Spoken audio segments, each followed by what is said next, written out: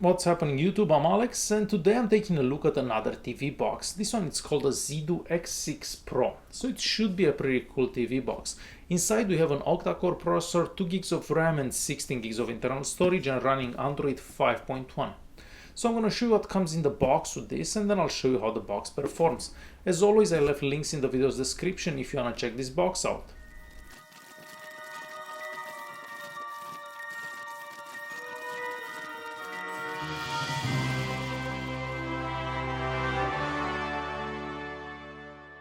The X6 Pro comes in this box right here, and always unboxing Zidoo products feels like you're unboxing an Apple product. So that's how the box comes. This is the box in here. So it is nicely packed. There is a letter from the manufacturer. Thank you for your support, Zidoo. Keep blah blah blah blah blah blah. So it is a letter that looks handwritten, pretty cool. And let's see what else we have in here.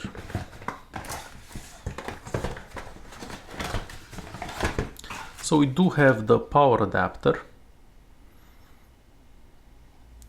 We do have a remote control. However, I do suggest using a wireless keyboard with this TV box. So it is a nice looking remote control, and it does take 2 AAA batteries. Aside from that, we get the HDMI cable and a simple manual. So it basically shows you how to plug the box into the TV and how to use the remote control. Very straightforward. The box is made out of plastic entirely, and on the front here we just have a small display that will show you the clock or whenever the box is booting up. On the front here we just see an octa-core and a 64-bit and their brand right there on top. Other than that, the box is very simple.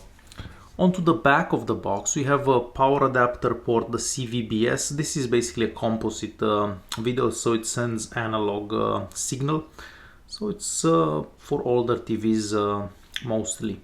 We have the Ethernet port, the HDMI and the optical output. On this side here we have 2 USB ports and a micro SD port. And that's about it for the ports onto the box.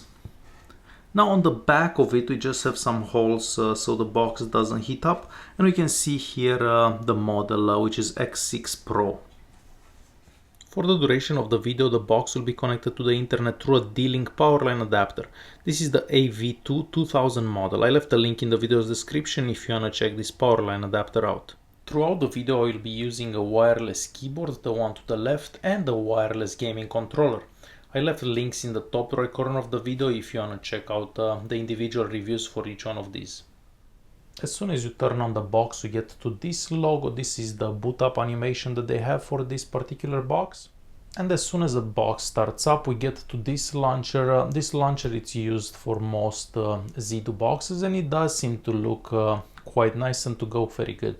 Let's start by going to apps so we can see what apps come pre-installed to this.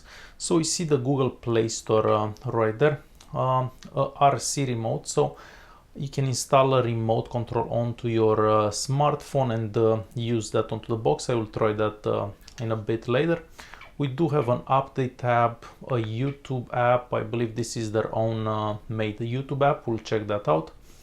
So I see the Gmail app, a weather app. I'm not sure what this one is. I'll definitely go into it. This is their version of Kodi, so it's a skin put on top of Kodi, and a calculator and a clock. So these are all the apps that come pre-installed with the box. On the main launcher, if you go into weather here, you can select the weather. So I'm just gonna upgrade the app, and you can choose your country and wherever you live. So I'm just gonna go through these. So let's change it to Toronto. And now you're gonna have this information onto the main screen all the time. So it's a very neat app to have onto the main screen. We also have the black bar at the bottom with the home button, return key and the multitasking. All you have to do is lift up the bottom of the screen and it will come up, then it will hide if you don't use it. The cleanup here will just kill all the apps that you have running into the background. So just press cleanup and it's gonna kill all the apps that are running in the background. Now let's go to settings. So the settings app looks like any of these Android 5.1 TV boxes. We do see that we have a Bluetooth here and it is working. I will connect to it with my wireless headphones, my Bluetooth headphones, to test it further. The Wi-Fi, let's check out the Wi-Fi and see what bands show up here. So I'm just gonna turn it off and back on. I'll give it a second to scan all the bands, but before that let me turn off the internet. So the internet is now disabled and we can go on to the Wi-Fi.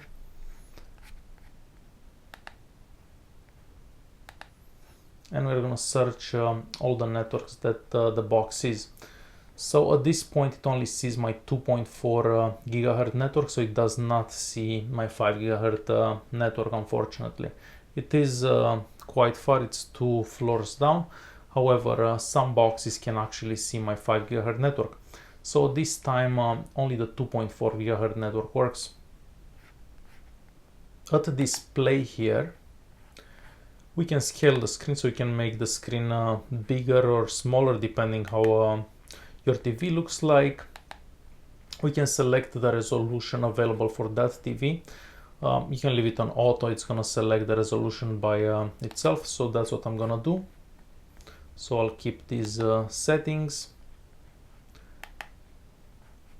If we go into sounds and notification, we can select the audio output. I have this one at this particular time, but if you do have a surround system and so on, you can change that accordingly.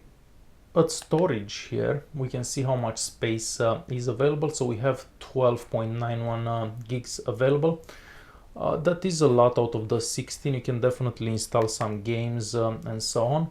You can install SD cards, USB sticks and so on, but you cannot install the apps onto those devices. So you can only install the apps on the space available on the TV box.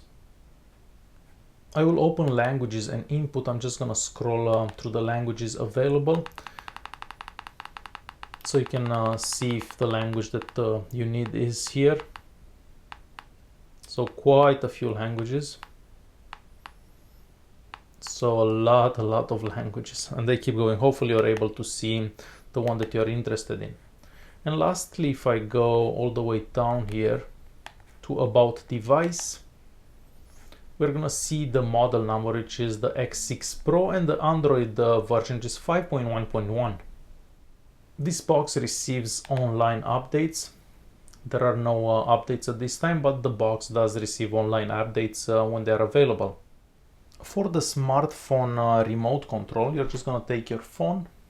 So I have my phone here, and I took a picture of that QR code there, and I'm already downloading the app onto my phone. And it is called Zidoo RC, and now the app is installed. And this is how the app looks onto the phone. And now the app is connected to my phone. I didn't have to do anything. It found the app by itself, and I'm connected to the Wi-Fi, not the internet. So it becomes like a controller. You can also make it a mouse. So I'm just gonna move that, and you can probably see the mouse onto the screen right there. So whatever you do onto the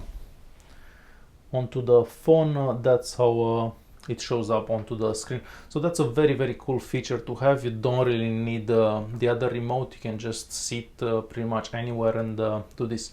So this is how the Zidoo RC remote control works. The Google Play Store looks different than what you're used to. So it is skimmed by them. So we can have a selection of apps and so on. If I click onto games here,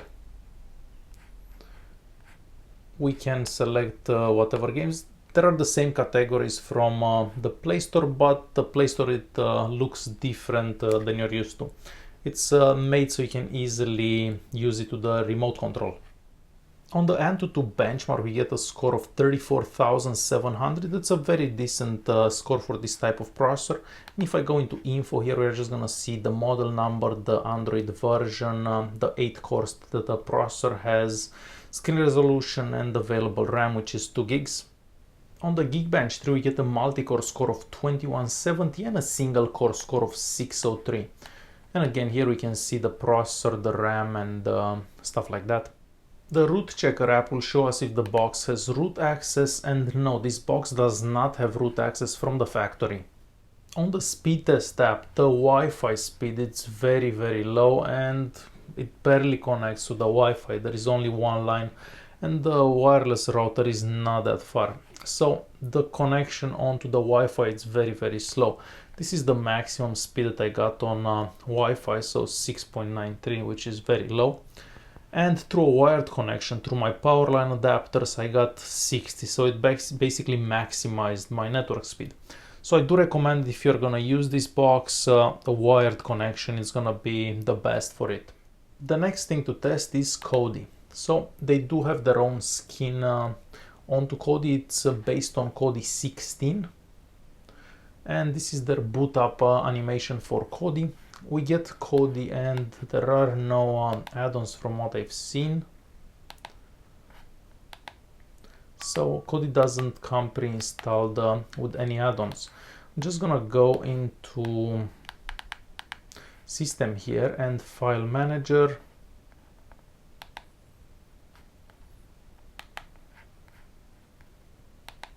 System Environment, and here we can see the screen resolution, which is 1080p.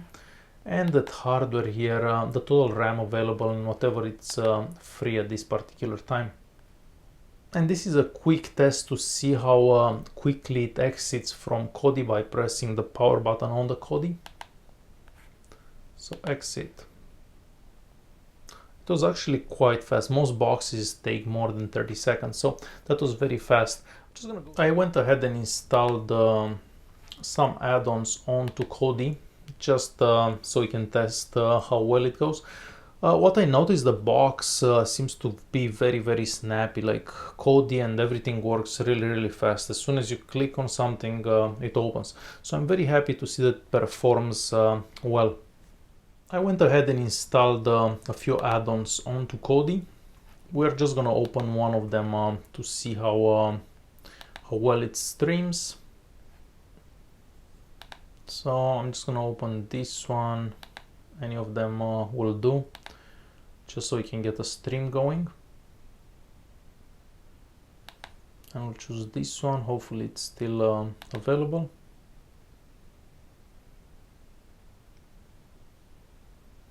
Scientists on a research trip accidentally stumbling upon this. And it does seem to go very, very well.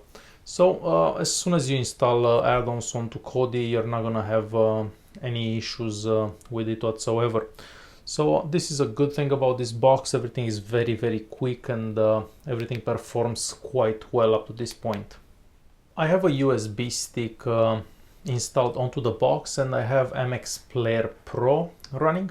So I'm gonna test a couple of video formats. The first one, it's a 4K at 10 bits, 59 frames per second. It's a very difficult file to play onto these boxes, but we'll see how well it does.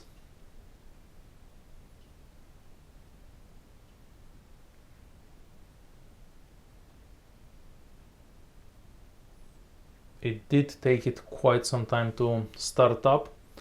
And unfortunately it doesn't go smooth at all.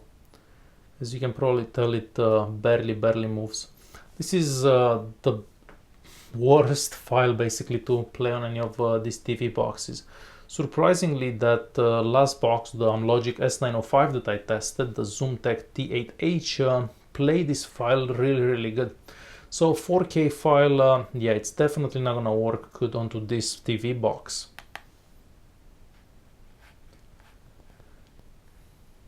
The next file that I have, it's H265. This one should go smoother.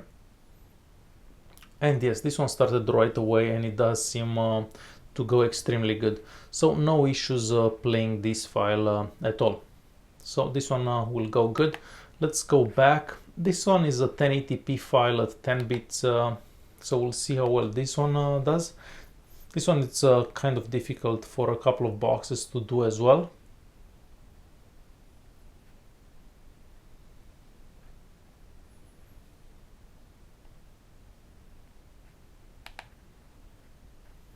And it's taking quite some time to actually start up. So from this I assume that it's gonna go extremely slow if it actually starts up.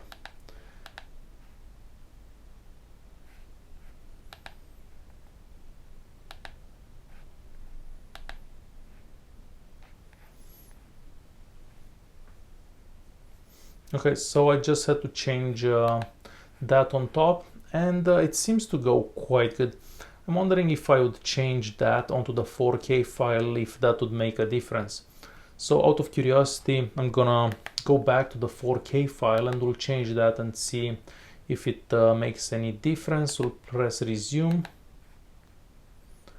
and the same one, it's selected.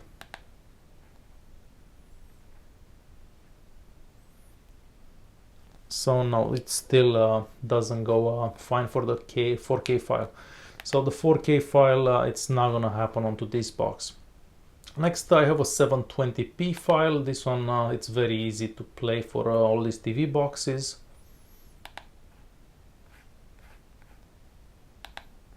We'll just skip forward a bit.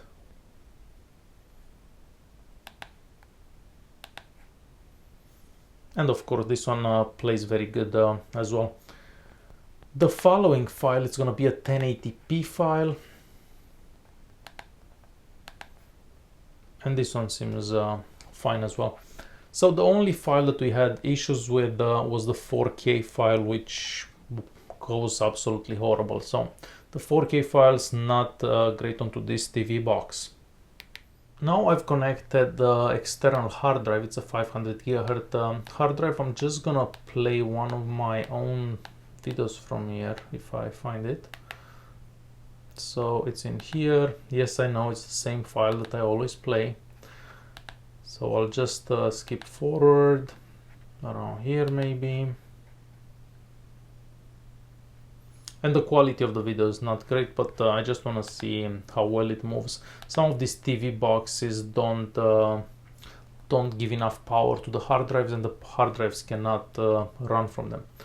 So this one seems to go very good as well from the hard drive. Now I'm gonna open the YouTube app that comes pre-installed with the box. So we are done here, and I'm just gonna open one of my own videos.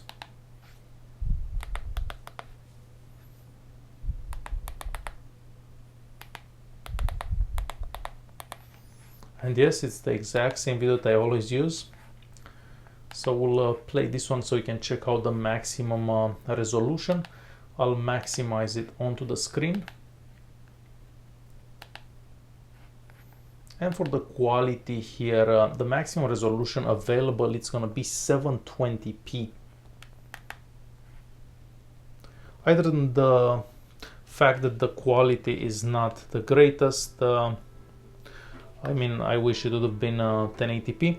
The video does seem to go extremely smooth, and there are no issues with the playbacks.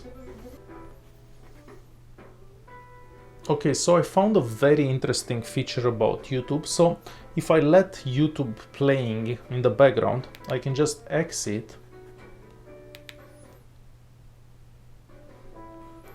And then the music from the video keeps playing in the background. So it somehow keeps the YouTube app open in the background. This is a really cool feature to have, because this way you can like browse the web and whatever else. So this is a very cool feature to have in my opinion. So I'm just gonna open the Globe and Mail. We just wanna scroll up and down a bit on a website so I can show you how well it does. So I'm just gonna open this website here. We'll give it a second till it loads. So scrolling up and down, it's done very fast and with no issues whatsoever. So Chrome will work really good onto this box as well. I have GTA San Andreas playing onto the box. I have everything set on medium settings. So let me get this card from here.